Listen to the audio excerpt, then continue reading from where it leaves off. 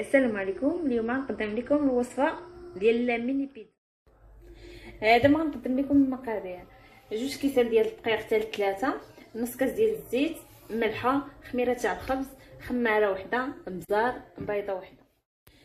دابا انا ما عنديش الزعتر، غنحتاج غير هاد المكونات كاملين وصافي. دابا غنبداو في الخليط ديالنا. بسم الله.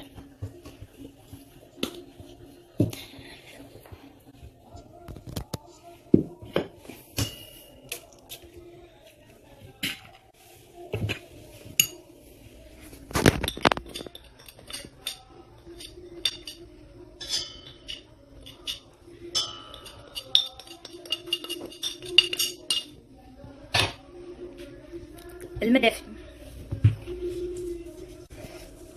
دابا نخلط المكونات كاملين وندير شويه ديال الماء دافئ.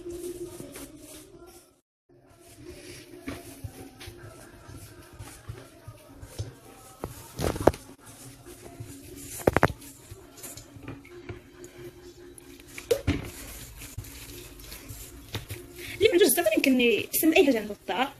انا ما عنديش الصغير عليه، ماشي مشكل، كتصدق كتجي بنينه.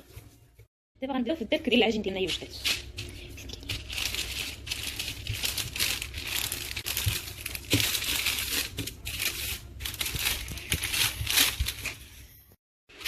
دابا انا قلت لكم ميني بيتزا صغار، ولكن سمحوا لي انا بغيت نديرها كبيره باش ندير فيها موتزاريلا مع الجناب.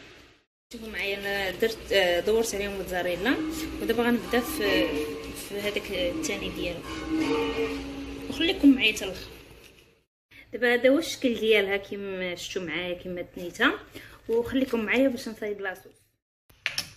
دابا انا درت لاصوص ديال المطيشه ديالي، نزيد عليها البزار،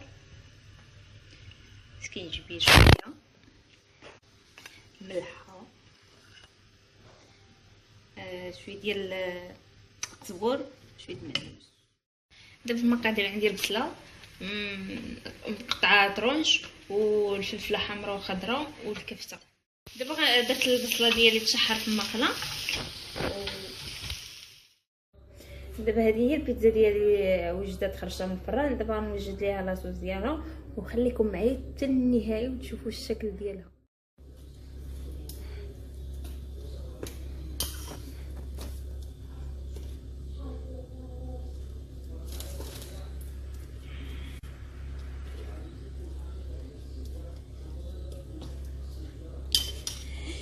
دابا كتشوفوا كنصايب ليها لاصوص ديال المطيشه، وغنوجد ندير ليها البصله، وهانتوما معايا. دابا انا كندير ليها البصله. دابا ما بغيتوش ديروا ليها البصله ما ديروهاش، وبالعكس كتجي بالبصله كتجي بنينه. غندير الفلفل ديالي، انا قطعتها طريفات صغار، ما بغيتهاش نديرها كبار باش ما تبانش مزيان.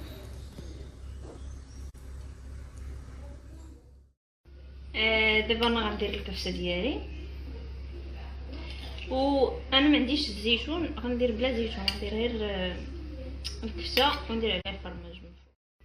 دابا غندير الفرماج وخليكم معايا، وغندخلها للفران وخليكم معايا. دابا هذا هو الشكل ديالها، درت ليها الفرماج ودابا غندخلها للفران وخليكم معايا.